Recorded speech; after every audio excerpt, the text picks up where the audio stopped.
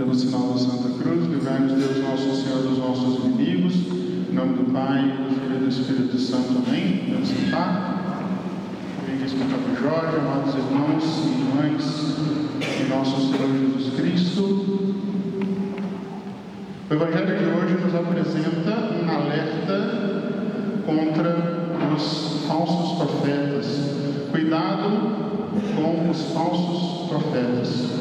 Aqueles que vêm com uma aparência de ovelha, mas que por dentro são lobos ferozes.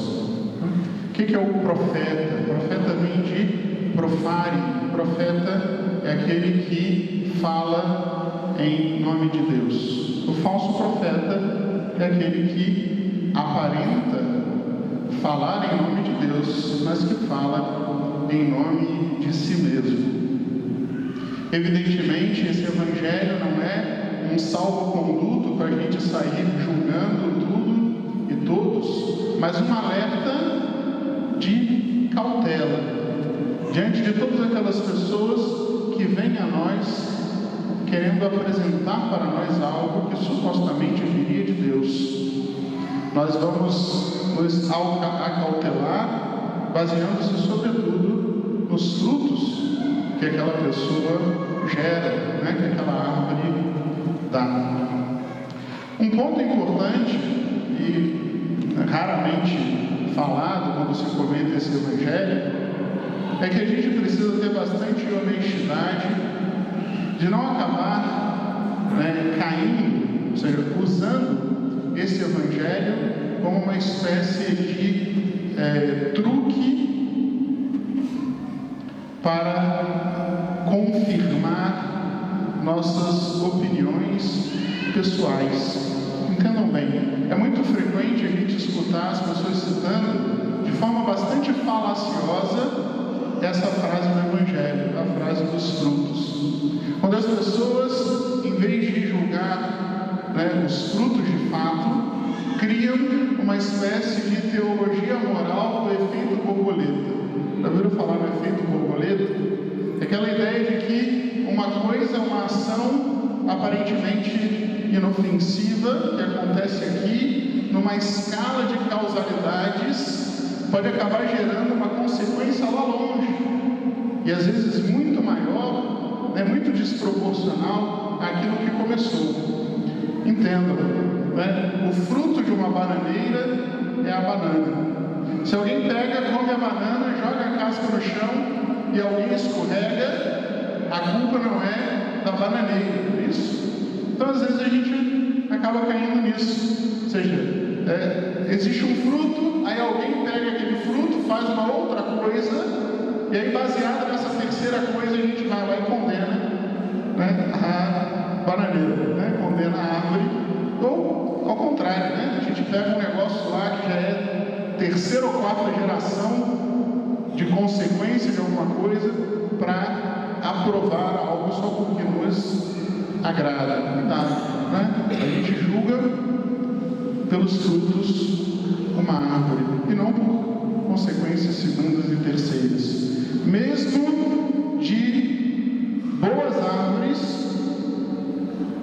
que saem com os frutos, podem surgir depois, fora da vontade da árvore, consequências ruins, porque alguém utilizou mal aqueles frutos. Assim como é próprio da divina providência pegar consequências boas de frutos ruins. Deus é tão bom que Ele tira o bem do mal, é assim.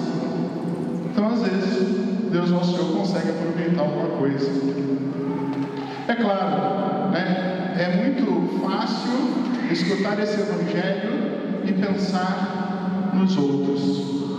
Mas nós sabemos que também nós somos, muitas vezes, profetas para nós mesmos. E quando nosso Senhor nos manda tomar cuidado com os falsos profetas, nosso Senhor nos fala também para que a gente tome cuidado conosco mesmos. Muitas vezes somos nós que falamos para nós mesmos em nome de Deus. E quando a gente pensa de que maneira nós podemos ser falsos profetas, a gente pode se recordar da a característica que nosso Senhor dá de forma muito clara, falando do falso profeta. O falso profeta, ele tem a aparência de ovelha, mas por dentro ele é um lobo feroz. É próprio do falso profeta essa duplicidade, esse ser mascarado, esse parecer uma coisa e ser outra, né? No latim fica muito bonito, intrínsecos autem, ou seja, intrinsecamente aquilo é um lobo, parece uma ovelha, mas intrinsecamente lá dentro é um lobo.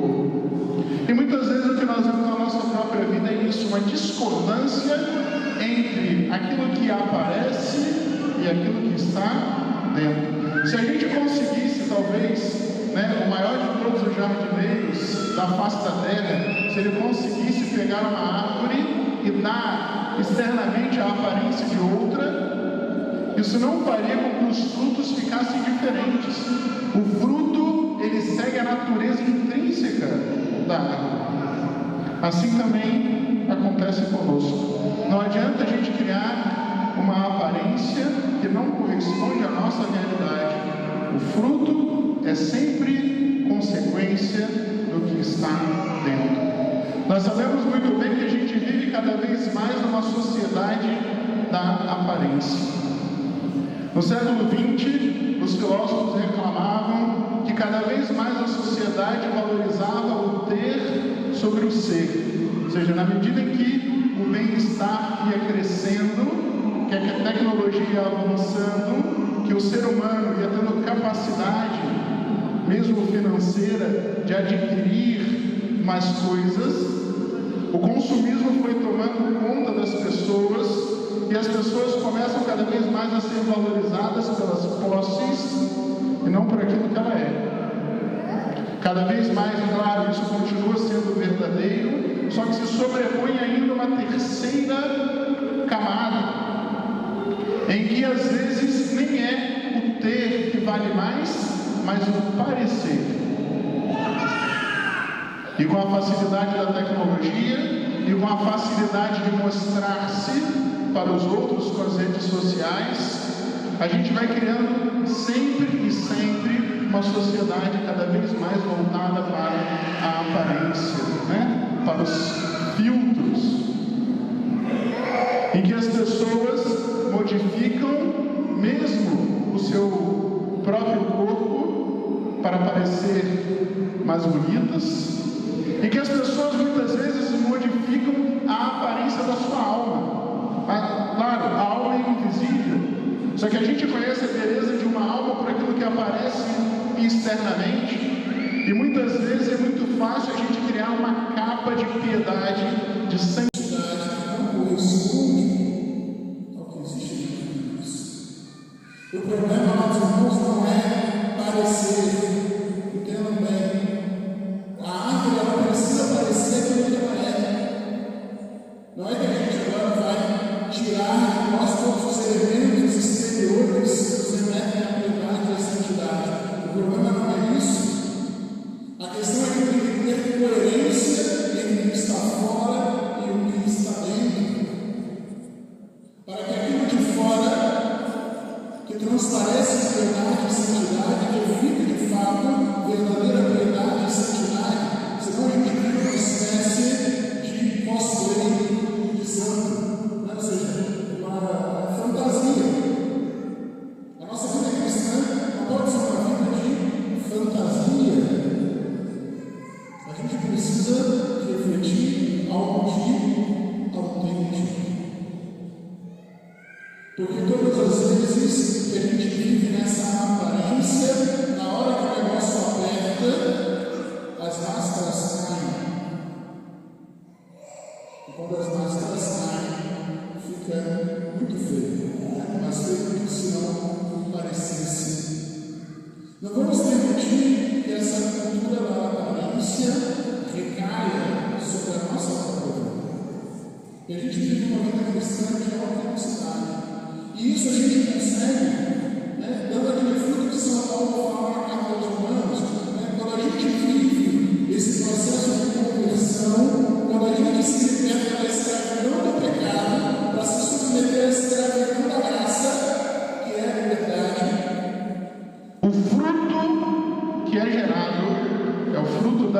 santidade. E a santidade verdadeira está, sobretudo, naquilo que é escondido. Como o nosso Senhor fala, quando você for rezar, feche a porta do seu quarto, porque o Pai que vê no segredo vai te escutar, vai te ver lá dentro. Os santos tinham um odor de santidade, ou seja, eles refletiam santidade, porque a maior parte do tempo eles estavam escondidos com Cristo em Deus, como diz uma outra expressão de São Paulo. E assim, amados irmãos, buscando amar somente a Deus, é que nós poderemos de fato ser aquilo que nosso Senhor fala sobre a luz do mundo. A gente não pode esconder uma cidade que está lá no alto do monte, a gente não acende uma lâmpada para colocar debaixo da caixa, mas nós somente seremos essa cidade sobre o monte se a gente desejar ser uma cidade sobre o monte. Na medida que a gente vive uma vida de santidade escondida, na medida que a gente ama somente a Deus, aí sim, a nossa vida vai refletir para os outros um exemplo que a gente deve dar, para que a gente não seja essas ovelhas falsas, somente aparência, somente fantasia, mas que sejamos cristãos autênticos. Quando Cristo, nosso Senhor, estava diante de Pilatos, ele disse que veio para dar testemunho da verdade. O diabo é o pai da mentira.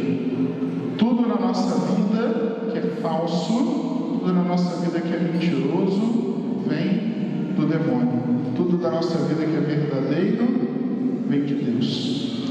Vamos pedir a Virgem Maria, nossa Santíssima Mãe, que nos auxilie para que nós sejamos verdadeiros e autênticos discípulos de Cristo, para que somente depois de estarmos imbuídos, preenchidos de nosso Senhor Jesus Cristo, que aí sim Deus pode nos utilizar para falar aos demais, para que nós sejamos verdadeiros profetas do Senhor.